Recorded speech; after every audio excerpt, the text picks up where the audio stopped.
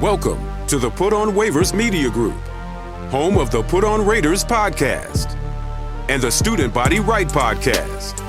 This is your place for the best breakdowns and the best insight for those who fight on and bleed silver and black. Now, here are your hosts, Dwayne Douglas and Ryan Holmes. Hey, welcome everybody to the glorious episode of Student Body Right, USC podcast. I'm your host, Dwayne Douglas, along with Coach B, and we are podcasting off the beautiful shores of the Pacific Ocean. Beautiful day out here in Southern California. PORSB is my Twitter handle. And we will talk Trojans here. I got kind of crossed up the same way Lincoln Riley got crossed up in the second half of that game. We'll talk about that. And this is the time where I give I'll comment, but I'd like to give Coach B a chance to kind of spew off and spit real quick about the Trojans here. And the first thing I want to pose to you was that when the season started, everybody was like, the schedule looked so damning. Oh my God, how they gonna navigate through this schedule? And I was just like, I kind of really had a lot of faith in what Denton Lynn was doing. So I was like, okay, they're gonna play defense at a level where they're gonna be in games, right? So then Lincoln's offense takes them over the top, whatever. But at 3-2, like, it's really kind of sad because, like, Coach B, like, this team really should be with the proper mentality of the head coach, they would easily be 5-0 at this time because Michigan is in Michigan. We found that out. And, you know, lose at Minnesota, the AP top 25 said it best. They basically took you out of, you were 11. Minnesota is so bad. They took you out of the top 25. Yep. That's all you need to know. That's how bad the loss to Minnesota was. I'll let you go ahead. Well, here's the thing. So I wasn't one of the ones that looked at the schedule and said it was daunting. I saw 11-1 at the schedule at worst. 100%. You know what I mean? I looked at the schedule for the season start and said 11-1. I said, you know, if we get 2 losses, Minnesota definitely wasn't one of them. Let's be very clear. Yeah. You know what I mean? LSU wasn't one of them. Michigan could have been the one. I also felt like we could have beat Michigan. Notre Dame was the other one, right? I'm looking at this team, and the team I saw Saturday was a team I saw last year. Defensively, we couldn't tackle to save our life. We couldn't. That was not the team I seen week 1 against LSU. Hell, that's not the team I seen week 3 against Michigan defensively. We could not tackle to save our life. A lot of arm tackling, sticking your arm out. Beavers got a lot more clock than I really wanted him to get. I felt like we went to him to try to put him in that EG role, and I wasn't comfortable with it, right? Eric Gentry is one of a kind. Can't put him in the same room. I expect him to do the same thing. I felt like, you know, I'm looking at this team and I'm saying 3-2. Now we have to run the table. They've set it up for us, right? Because Penn State did what? They moved Penn State to 4. You set it up for us where we jump back into the top 25. My worries are we got to go on the road to Maryland. Now, people say Maryland is not that big of a deal. People told me, I said Minnesota shouldn't have been that big of a deal, but they were, right? We got to go on the road to Washington. That becomes a bigger game to me now. That game, it now has my antennas. You know what I'm saying? We get Notre Dame at home. We've played well at home. We are a tale of 2 different teams, which tells me something's going on in the locker room because we're so vastly different at home than on the road. Our guys at home for some reason play lights out. We get Minnesota at home, we beat them by 30. We get Michigan at home, we probably beat them by 10 points. You know what I mean? Like we go on the road. Now again, I'm not gonna put the wholeheartedly Michigan on Lincoln Riley. I did. The first half play calling was astonishing to me, right? But I also looked at the Big Ten is not giving us anything, right? You can't run. I was telling somebody else in Gridiron, I've never seen a game where you run 46 run plays and never get a holding penalty. I've never seen that. I've been around football for 30 years. I've never seen 46 run plays with no holding penalty. Yeah. Like no offensive line has been that immaculate. And I don't think in the Minnesota game, Minnesota didn't have a penalty until the fourth quarter. Right. Even Oregon fans were like, they were tweeting that stuff out and they were like, that's kind of fishy. That's beneficial. I mean, again, I'm not gonna look. They're not gonna give us anything. I wholeheartedly understand that. But what I'm saying is, like, Lincoln, get your guys. Like, something has to give in this culture at this point. There's no excuse. We have a defense, and granted, again, our defense didn't show up. Our defense did not play well. You know what I mean? Like, they did not. They were at a time where I'm looking at our arm tackle because Alex Grinch, we just beat him. Is he back in the building? Like, what is going on with this team? What's going on where we are sitting there arm tackling? Like, were we not prepared? Is Bear a bigger loss than I thought? Did I underestimate that? I figured we played a game without Bear. We should be fine. Gavin Meyer didn't play that bad. We had to have guys play that bad. Nate Clifton didn't play that bad. But our linebackers surely weren't attacking. It was like we were truly unprepared for what we had saw. Truly unprepared. They weren't good. They were not a good football team. They weren't, and I think the hardest thing about the game was to listen to Yogi Roth like go. I had to turn the volume off, talking about how good the quarterback was and how good PJ Flick is, who was just he's awful, and it was awful to sit there and watch it. And I think, yes, I like the thing about it is like it's like you had the drop by Zach in that first drive. In that first drive, that was huge. That was gigantic in that game. But we got a new kicker. Like, pick up your teammate. Like, you know what I'm saying? That was like he has a huge leg. Like, if you make those 3 points, it changes the game. You get some points out of it in that situation. Like, he needs to be on a special team situation. Like, you have to be able. Like, I gotta count on you. He made a 50-yarder in the game, didn't he? I think this because Noah had a penalty and they pushed it back. I'm like, dude, like, we need those points, dude. Like, anything. My whole thing is anything within 40. Like, I need you to make. Like, you know what I'm saying? I'm on the flip side. I need Lincoln to be more aggressive. So you want to go for that fourth down? No, bro. Like, listen, we're playing Russian roulette with our quarterbacks. So if you're the guy that I need you to be, with our kickers, not our quarterbacks. We're playing Russian roulette with our kickers. If you're the guy we think you are, if we're the offensive mind that I think you are, you need to have a fourth down play. Yeah. We're not putting points on the board. We're giving guys good field position. We're backing our defense up. Missing a kick is more. I would rather, to me, missing a kick is more demoralizing than us going on fourth down and saying, defense, I have confidence in you. Listen, we're going to go for it on fourth down because I believe my defense can get any stops in the country. Yep. You know what I mean? So on fourth down, I'm getting my defense on the sideline, lock and load. We're going to strap it up, wait for this fourth down play. And if we get it, y'all go sit down and get some water. If we don't, hey, we know where we got to be. But at least we know where we stand.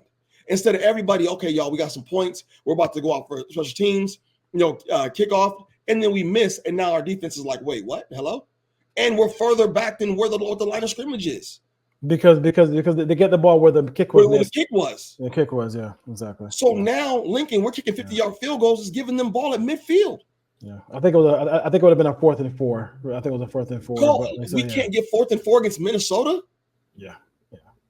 I mean, if you're the guy I think you are, if you are the offensive mind that everybody touts you to be, right? Because what's showing right now, I'm being honest. There was a reason why it was Caleb or bust. There was a reason why it was deep shot or bust. Because Caleb was taking us out of bad situations. Have you seen Miller really own the offense yet? Like, really own the offense? I mean, according to, like, I think the thing that, and we'll get back to Miller Moss. We'll jump in with the Miller Moss stuff right now. Is like, what did you see? We got a chance to look at some All-22. I had my thoughts about it. What were your thoughts last night watching it before the show? I look at Miller and say, you don't. That's why I came to that. You don't own this offense. You don't see the defense. You see what Lincoln calls. Part of this is, and I put part of this on, Lincoln's in his ear until 15 seconds to go on the clock. Yep. You see what I'm saying? He's in his ear talking to him. So you don't see the field. You're not seeing the defense. You're seeing where he's telling you it feels like where he's telling you to go to the ball. Because guess what? That interception to seal the game We had Jacoby one-on-one to the outside. That's the ball. Yeah. That's the ball you throw. You don't throw the ball in middle coverage in triple coverage or deuce when you have a safety on top and you got somebody trailing. You don't throw that ball. What do we say? Throw it to where the numbers. We are winning. I'm taking 6'4" Jacoby Lane against everybody in the country. He's proved it. Yep. Throwing the ball. And I think also too is like, if you're gonna throw a ball like that, I'm gonna throw the ball because I'm gonna throw the ball a little bit shorter in that situation to Deuce Robinson, so he has to go through the defender to get the ball, and maybe you get past interference because the initial defender, not the safety who came over the top to make the interception, he had his back to the ball completely, so it's going to be pass interference, 15 yards, and the ball's going to be and the clock's going to stop. So I mean, to me, like I understand like the whole concept of like time and him not having time to pass the ball and things like that. This starts in the offseason with Lincoln. Like to me, it's like I understand you can't get caught up in the story. You can't get caught up in the bowl game at Petco Park. You can't get caught up in like he waited his turn.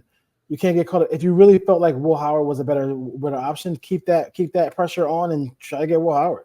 Like, you know what I'm saying? Like, because like what I thought he was going to try to do with Will Howard was like, yo, I'm gonna have an opportunity to run a lot of QB power because he's a big RPO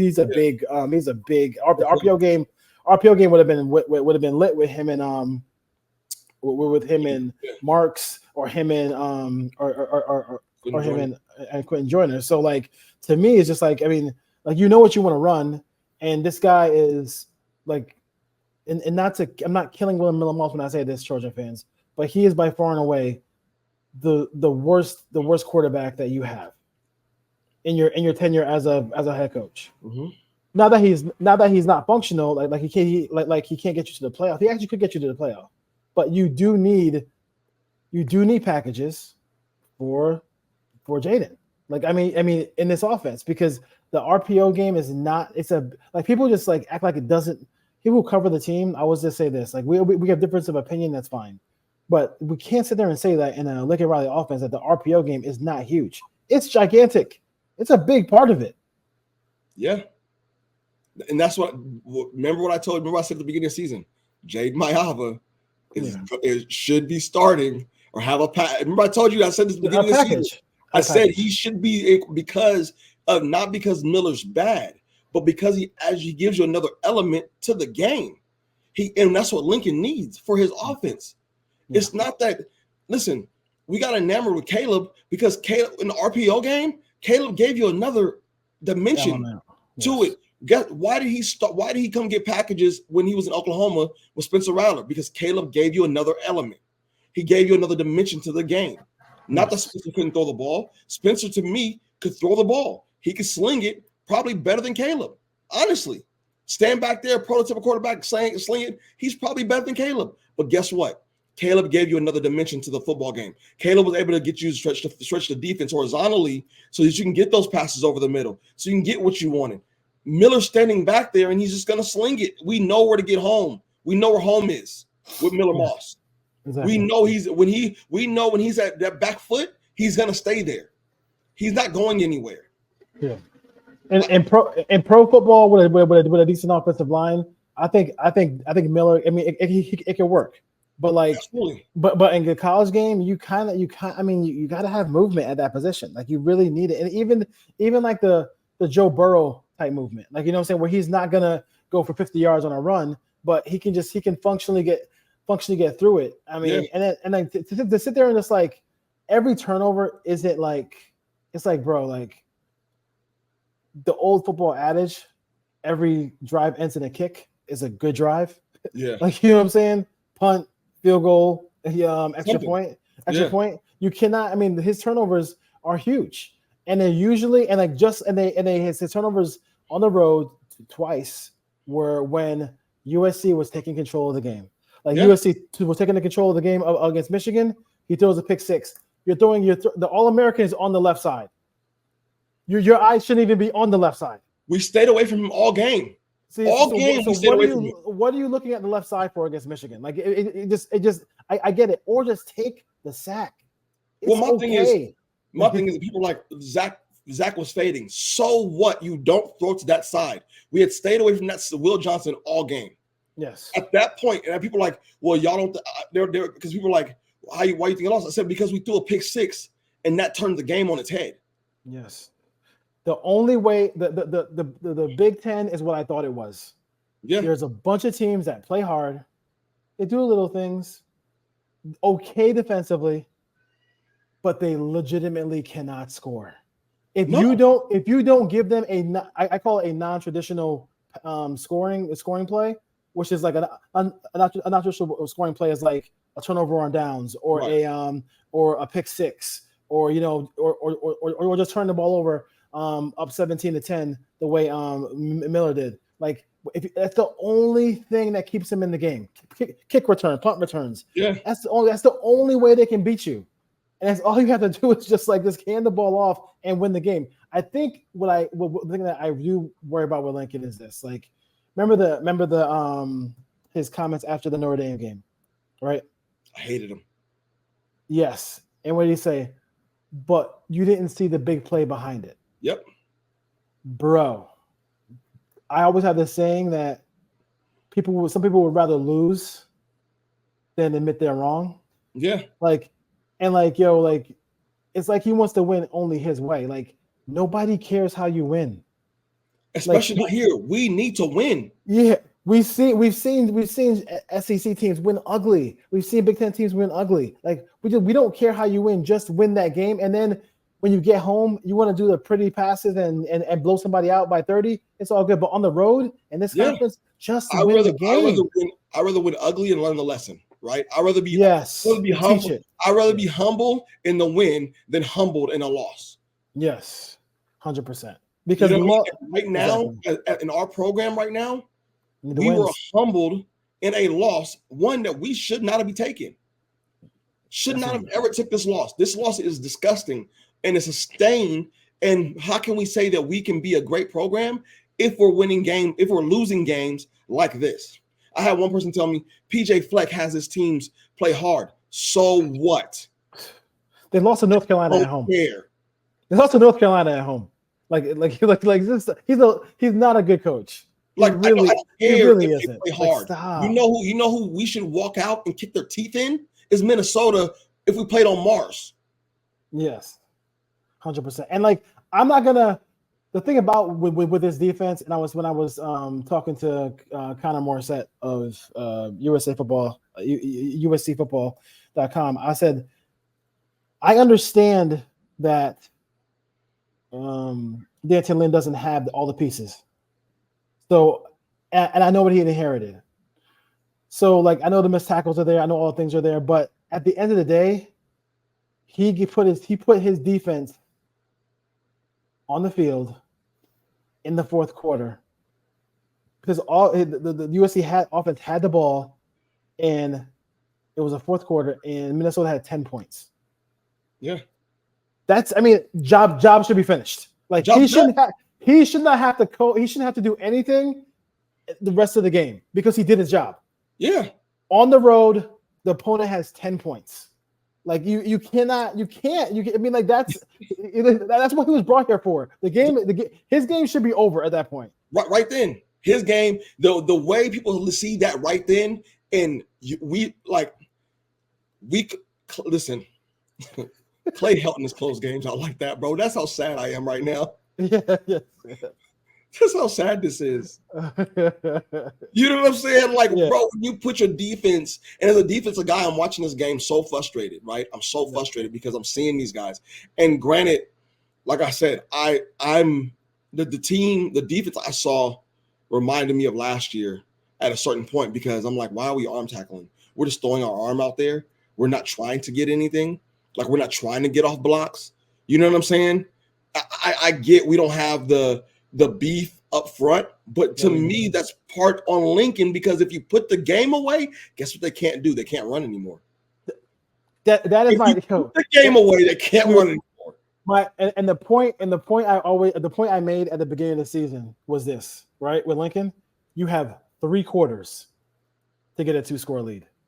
3 quarters. Yeah. Because once you get a 3-score lead with Danton Lynn and Henny and Entz and Belk running the defense, that's when you can get the pick sixes. That's when you can get you can play to our strength. Our strength in the defense is secondary. Yeah, the corner blitzes, all the cool stuff that he wants to do. Like that's where you get it from when you're able to get a 2-score lead, and they should have had a 2-score lead going into the fourth quarter with the ball in their hand.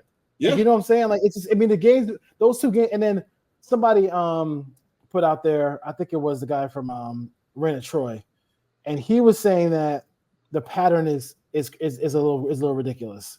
Like remember the end of the Utah game, the year 1, the end of the Tulane game, the end of the Michigan game, the end of this game. Like, stop thinking that the referees are going to actually like do their job. Like, I watched that play 400 times. I asked my kids to watch that game, and I said, "Can you show me all 4 of these replays where the ball across the goal?" And they were like, "Where's the ball? Where's the ball?" Exactly. Yeah. Where's the ball in the Minnesota game? Where's the ball? You can't find the ball because the ball never crossed the goal line, and the back view shows him fumbling the ball. Right. So it's like, so when they call it not a touchdown, like, and they change it back because, hey, you can't have USC get they're not going to make a call for you in that situation, and you should have been in that position in the first place. Absolutely, and that's the problem, right? That's the problem that I have. We're sitting here, and Lincoln has put us in a position where we're talking about the refs. Lincoln put us in this position. Exactly. Lincoln put us in a position against Minnesota, of all people, that we have to discuss the refs. Excuse me? Hello? Not Georgia. No. Not Alabama. No, I can wholeheartedly accept it against Michigan, right? Yeah. But against Minnesota, we have to be discussing the refs. Lincoln, that's disgusting. That's disgusting. Like, I gotta go take a shower because I'm talking about the refs against Minnesota. And this is not a game that shouldn't even been this close. And like you said, we walk into the fourth quarter, they only give up 10 points. Yeah. I mean, that's it. I mean, because like with this defense, I don't like the missed tackles, all the other stuff, all the drama. Like, I mean, all the whatever. If you're on the road in anywhere in football, whether it's high school, whether it's pros, college, if your defense is on the road playing anywhere and you enter the fourth quarter and the opposition has 10 points, you did your job. The offense should take this shit home. Yeah. Hey, guys, guess what? Get us 7 points. This game is over. You give us 7 points in this fourth quarter, this game is over. You right now, if you go and score and give us get us a field goal and go up 10. It's over. You know what they can do? They're gonna panic. They're gonna panic because they can't they can't screen pass. They can't bleed the clock. They can't bleed the clock. And that's all he wanted to do was bleed the clock. Yep. Because it's ridiculous. It's ridiculous. A couple more things in this game that we didn't like before I didn't like, especially before we go ahead to the Penn State preview, is Quentin Joyner, 8 yards of carry, got to hold the ball high and tight. It was a critical fumble by a young player. It definitely was. It definitely was. But and Marks is as advertised. I love Woody, but I do think get my boy a screen pass, get him a carry again. Yeah. Don't just bury him the rest of the game. Like, you know what I'm saying? Like, pattern of Lincoln. Remember what he used to do with Marshawn Lloyd? It's a pattern of Lincoln. Yeah. He did this to Marshawn Lloyd last year. Because we needed Lloyd. Yeah, because you're not burying Moss when he turns the when he fumbles, or when he throws a pick. Like, you know what I'm saying? Like, you're not burying him. You're not burying your quarterback for that. So like, I don't want to, because you need those guys. If Woody ever went down, you're gonna need Quentin. Right. You're gonna need him badly. So like, don't do that. Like, don't do that. And listen, he's our most dynamic back, right? I love Woody. But Quentin's our most dynamic back. Don't do the crap you did last year to Marshawn Lloyd. Remember Marshawn Lloyd fumbled and he never got a touch again. I think that was Utah game. He fumbled, like he dropped the pass. Like, come on, bro. Like the whole point is to use these guys. They're dynamic. Yeah. We cannot depend on Miller Moss. If you don't learn nothing else, he's not the guy we're going to sit back there and say throw the ball 50 times a game. Yeah. He's not the guy that we want throwing ball. If we are to win games and be a consistent offensive football team, Miller Moss has to throw the ball 30 times or less. Yeah. That means our run game is doing its job. Yeah. And they were doing, especially up the middle. Like, I mean, Mannheim was moving people all over the place. So like, that is something that, they're running the football at just such a high clip last game. It was just seeing them unranked and seeing them 3-2 and seeing that, like, I'm on ESPN's USC page and just seeing them 12th in the Big Ten.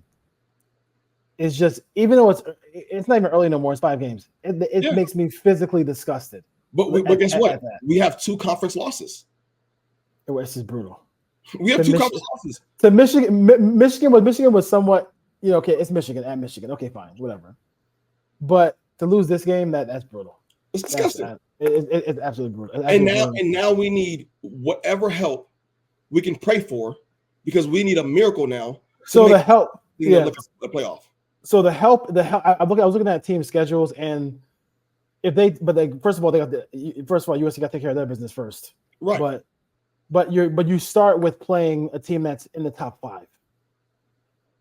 You're gonna go from unranked to at least the teens. Yeah. If you win this game, right? All right. However you win it, you got to win it. However there's style points do not matter. Like, it could be on a 60-yard field goal at the buzzer, or it could be by 30. Right. So that's the way it goes. And like, and it's got to. I mean, like, this is like, I keep saying this season is a defining moment, because like, it's right there for them. Yes, they have depth issues. Yes, they don't have a great offensive line. But let's talk about the offensive line real quick, because like, to me, it's like, okay, so we moved Mannheim to center, which I think works perfectly for us.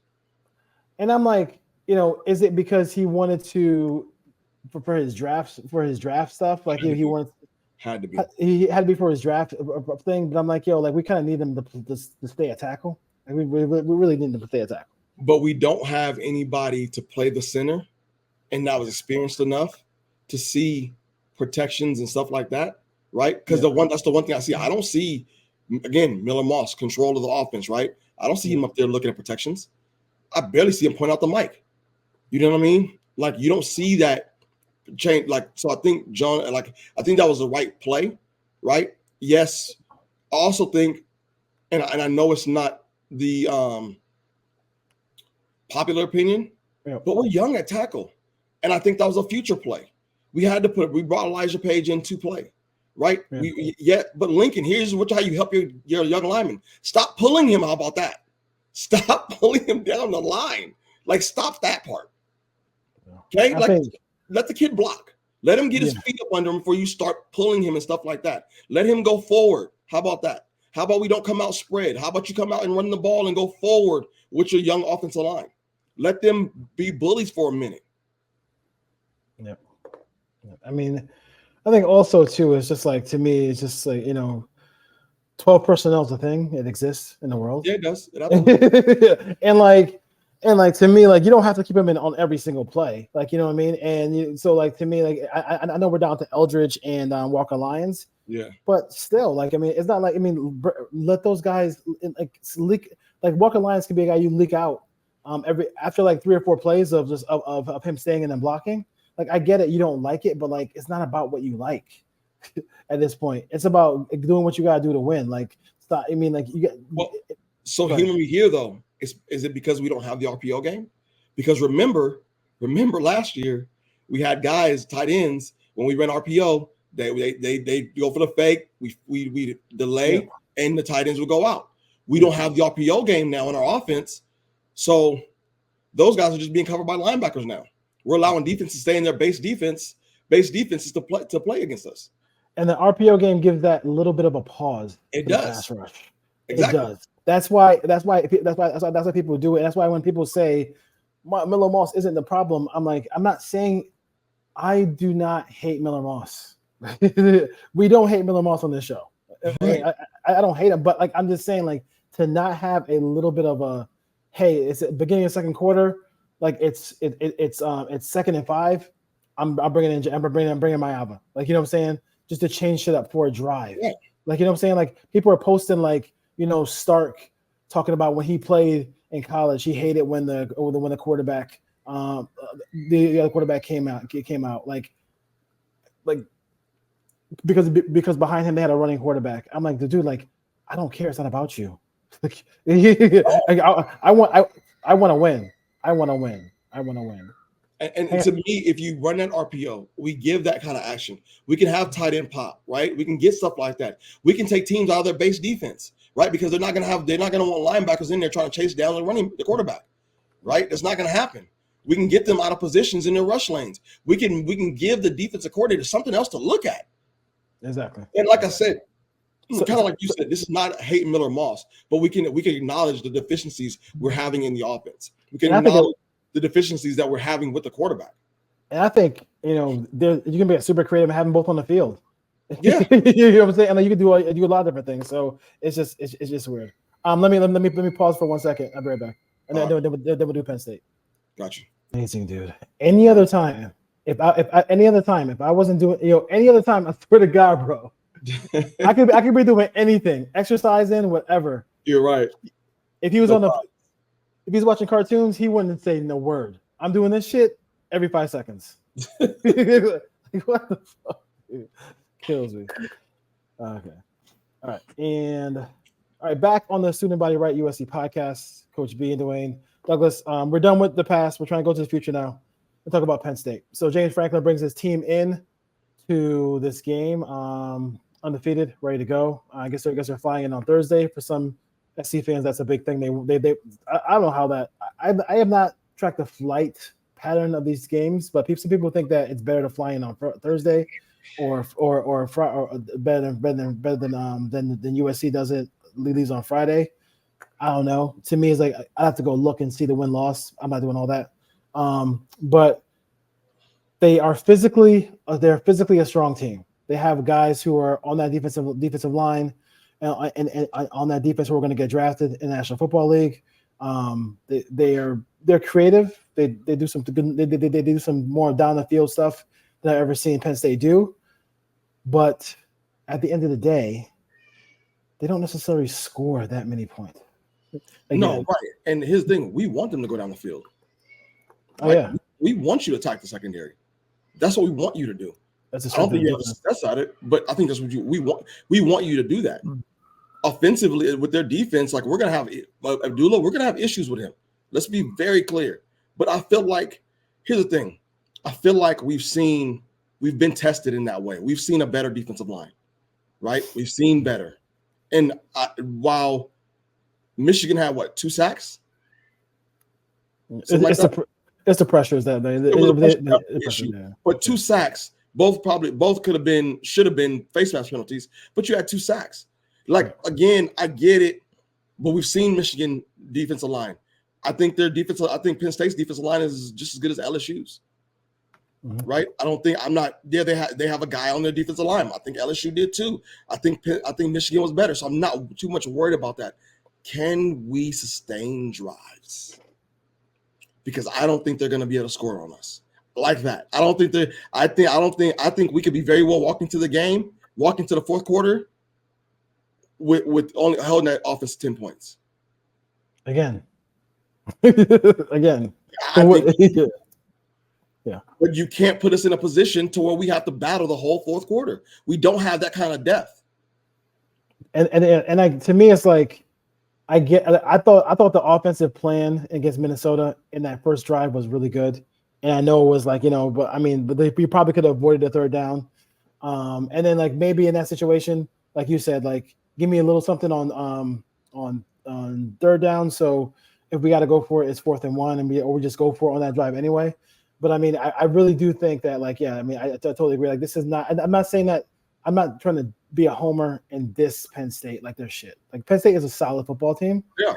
But they're a solid football team. They're good. But like I said, like they're not. They're going. When they play I mean, I watched the Bowling Green game too, and like that's something you got to watch too. Like, you know what I'm saying? Like, I mean, that wasn't a good performance. If that game was at Bowling Green, they probably lose the game. Like, you know what I mean? But they were in their building, so.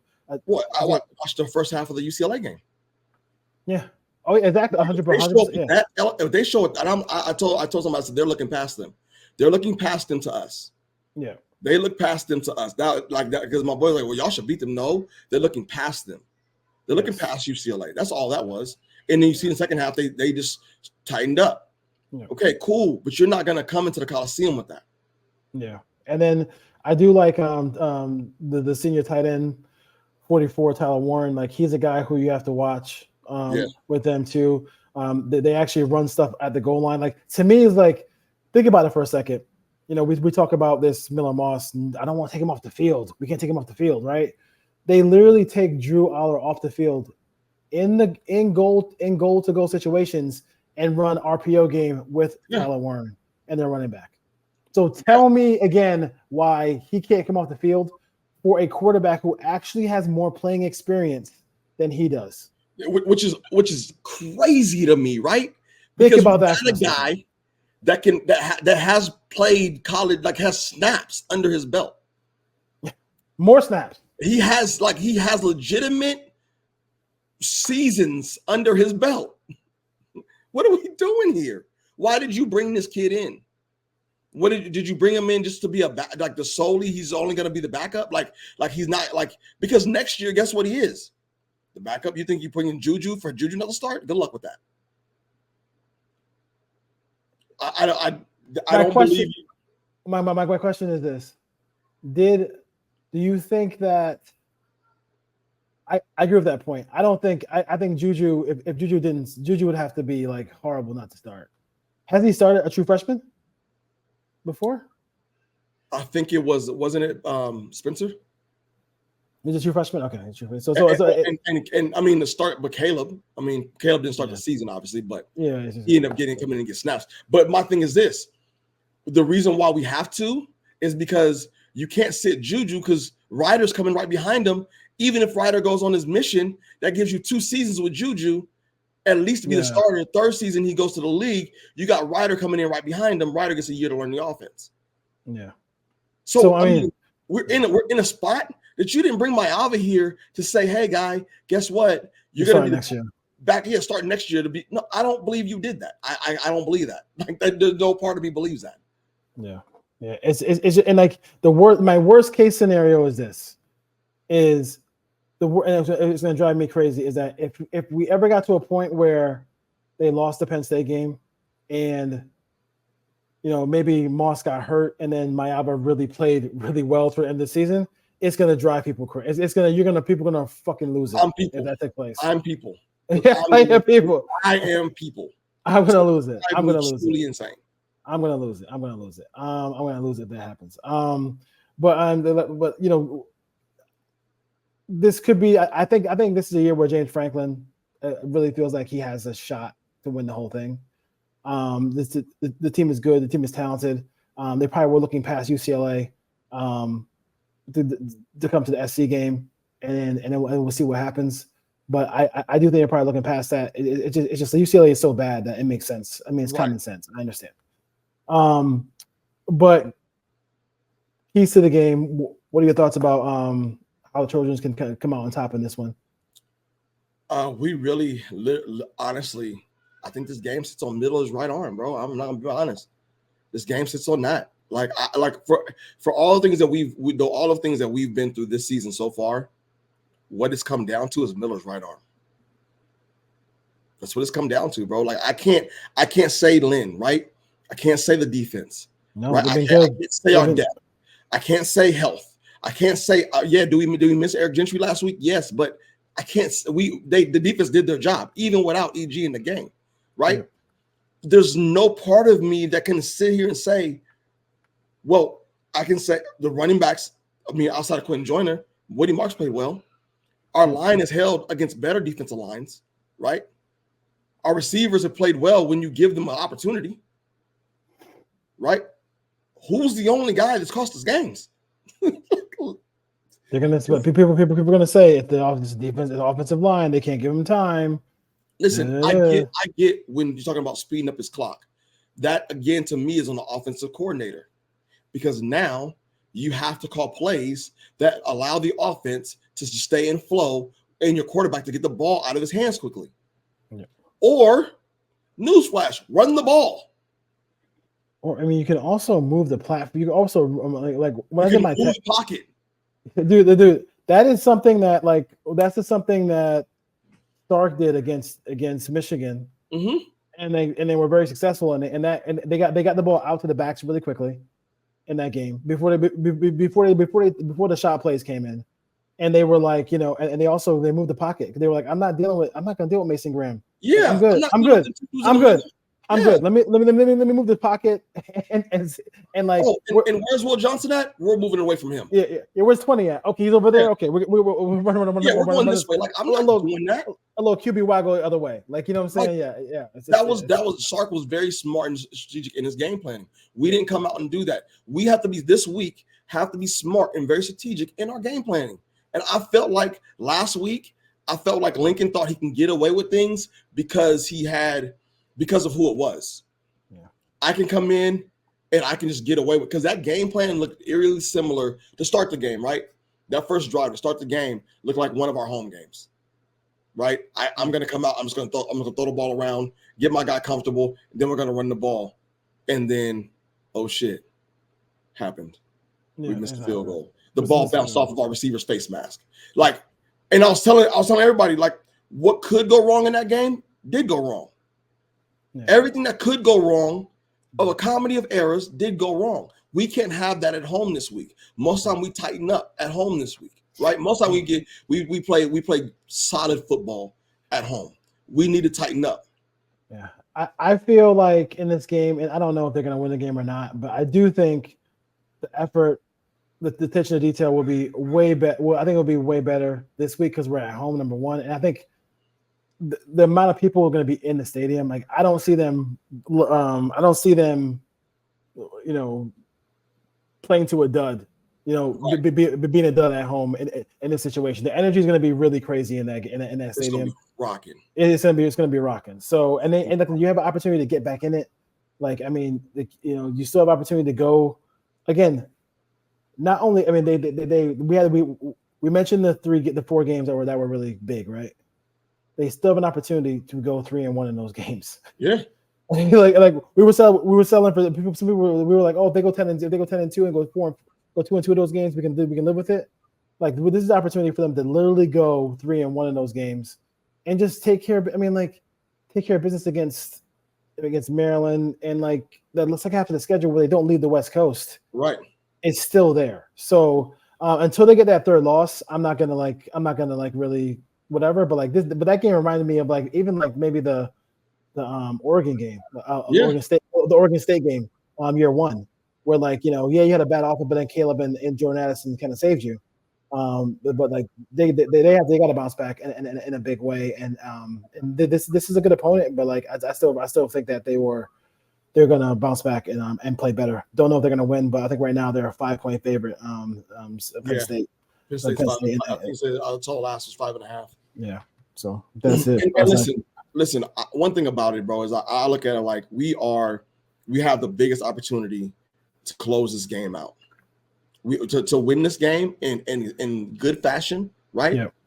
And put ourselves back on the map. Mm-hmm. Right? We have the opportunity. Yep. Right. And we have an opportunity to salvage the season. Yep. Right now, we can salvage the season. 100%. Right now. We drop this game, season's over. We drop this game, it's literally over for us. Yeah. And for it to end this early, jeez. Week 6? That's tough, dude. That's really, really that's a tough pill to swallow. Right. When you started the season off in Vegas beating LSU, and if you want to take a peek at LSU, they happen to have the second best passing game in all of college football right now. Just saying. You know what I mean? Just saying. We did things to start the season. Yeah. And now we're looking at I shouldn't be looking at this game and saying, "Oh, this is a must win." Penn State for me wasn't a must win. It was a winnable game, not must win coming into this. Now you it's know must what I mean? win. Now it's must win. Like there's nothing else. There's nothing left. Nothing left, yeah. And then this early in the game, so we gotta see how the team responds. We gotta see how Lincoln responds. I mean, Right. it's a big thing. Well, and that's pretty much it. I want to thank Coach B for coming on. I will say one thing about college football that drives me crazy, that I feel like if the players are going to get paid, if they're getting all these huge money with the contracts and the ratings are through the roof and everything like that, like just like the NFL, if somebody's hurt, I want to know. Man. I mean, like that ass, like this whole like secrecy with injuries, dude, is enough, dude. Enough of that in college football. Right. Like get the F out of here with that, dude. Like it's like it is. They're grown. They're grown. If they're grown up to take that check, they're grown enough to let us know. Let me know. And look, and I'm saying like this. I'm not saying you tell me at the beginning of the week. I'm saying you can tell me on Friday though. Just like the NFL, like they active and deactive. I don't want to like literally. You follow the people who cover the team, or at the game, and they tell you who's not playing. Like that, and like, dude, I can't stand that. That shit's out of control. It's crazy. You're absolutely 100% correct on that one. That's nuts. Will you be at the game this weekend? I'm not going. I'll be there. I'll be there this week. I'm not going. I just did that. I didn't buy a ticket for that game. And I was gonna just I was gonna basically, obviously if they won last week I was gonna probably go, but that took a lot out of me. I think I'm definitely going to the Rutgers game. Yeah, because the Friday night, because I love, I kind of like the energy of Friday night game, right? But like I like night games at the Coliseum more better anyway. I mean, I'll tell you, the day games it was so hot near the Wisconsin game. It was so hot. I mean, that's why like. When I buy, I know where those pool of seats where the press box gives you shade. Yeah. If I'm going to a day game, that's the only place I sit. Well, my season tickets, we start in the heat, and then the shade, like by the third, I think it's like the middle third quarter, we start getting the shade, and then it was cool. But bro, to start the game, I'm in there, I'm like, oh my god, this thing is. I probably lost 5 pounds just sitting here. It's crazy. I don't. And anyway, well, it could be Levi. It could be Levi Stadium. It could be worse. Right. It's hotter there. All right, Trojan fans. We'll see you next time. Peace. All right, fight on. Fight on.